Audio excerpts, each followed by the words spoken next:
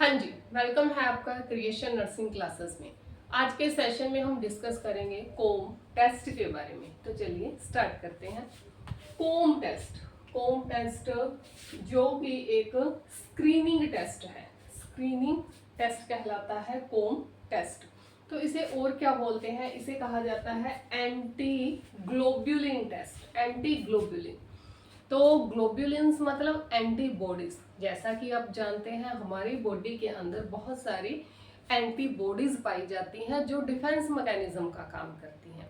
लेकिन कभी कभी क्या होता है, किसी वजह से हमारी ही बॉडी क्या करती है, एंटीबॉडीज, अपनी ही बॉडी के खिलाफ एंटीबॉडीज बनाना शुरू कर देती है। तो वो कहलाती है एंटी ग्लोब्यूलिन्स। तो उन एंटी ग्लोब्यूलिन्स की डिटेक्शन के लिए जो टेस्ट किया जाता है उसे कहते हैं कोम्ब टेस्ट।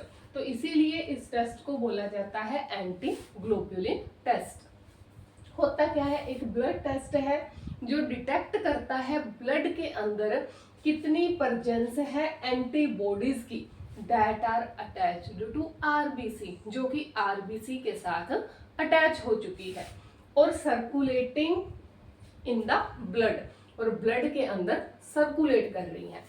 तो ये जो एंटीबॉडीज बनेगी अपनी बॉडी के अगेंस्ट, या तो ये आरबीसी के ऊपर जाके आरबीसी की सरफेस के ऊपर जुड़ जाएंगी, या फिर ये क्या करेंगी, जो सर्कुलेटिंग अपना ब्लड है उसके अंदर फ्रीली सर्कुलेट करती रहेंगी।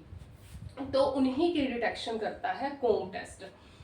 स्क्रीनिंग किन किन जो डिजीज के लिए अपने इस टेस्ट का यूज करते हैं, तो फर्स्ट आता है ऑटो इम्यून हीमोलाइटिक अनीमिया, जिसमें क्या है, जो अपनी आरबीसीज है वो अपने आप ही टूटती रहती है। हीमोलाइटिक अनीमिया की जो कंडीशन है उसे डिटेक्ट करती है ये।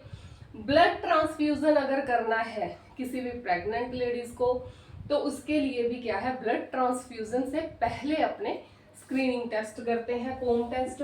प्रीनेटल टेस्टिंग, अगर जो मदर है वो RH नेगेटिव है और जो बच्चा है वो RH पॉजिटिव है, तो मदर के ब्लड के अंदर कहीं ये एंटीबॉडीज बन तो नहीं रही जो आगे जाके क्या करेंगी, सर्कुलेशन के थ्रू फिटस तक पहुंचेंगी और जो फिटस है उसे उसमें डिजीज कोज करेंगी, जिसे बोलेंगे अपने haemolytic disease of the newborn. तो हीमोलाइटिक फिटेलिस हो जाता है, फिटेलिस नाम की डिजीज हो जाती है बच्चे के अंदर, तो उसे डिटेक्ट करने के लिए। तो ये है इसकी स्क्रीनिंग। टाइप की बात करें तो कोम टेस्ट के दो टाइप रहते हैं। फर्स्ट होता है direct Coombs test and second है इनडायरेक्ट कोम टेस्ट। देखिए, डायरेक्ट मतलब सीधा ही। तो इसमें क्या करेंगे, तो जो एंटीबॉडीज सीधे ही आरबीसी के साथ आके जुड़ चुकी हैं, जो इसमें क्या देखेंगे कि आरबीसी के साथ क्या है, एंटीबॉडीज अटैच हो चुकी हैं, तो डायरेक्ट आरबीसी ही चेक किया जाएगा। प्लाज्मा में से अपने आरबीसी निकालेंगे, सीरम में से, ब्लड में से आरबीसी निकाला और उन्हें चेक करेंगे कि इनके ऊपर एंटीबॉडीज जो है वो अटैच हो चुकी हैं। तो डायरेक्ट अगर आरबीसी के साथ एंटीबॉडी अटैच हुई है तो उसे डिटेक्ट करने के लिए जो टेस्ट करेंगे उसे बोलेंगे डायरेक्ट कोम टेस्ट।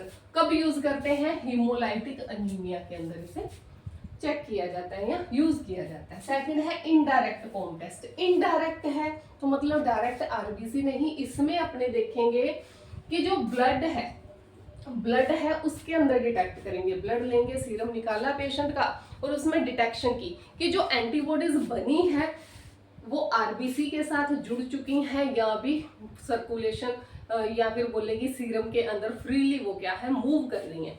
तो डायरेक्ट कब करते हैं, जब एंटीबॉडीज आरबीसी के साथ अटैच हो चुकी हो। डिजीज कौन सी में, हीमोलाइटिक अनीमिया के अंदर। इनडायरेक्ट कब करते हैं, अभी वो आरबीसी के साथ अटैच नहीं हुई है लेकिन सीरम के अंदर वो प्रेजेंट है, तो इसीलिए इसे बोला जाता है इनडायरेक्ट कोम टेस्ट। कहाँ यूज करते हैं, प्रायर ब्लड ट्रांसफ्यूजन और ड्यूरिंग प्रीनेटल टेस्टिंग।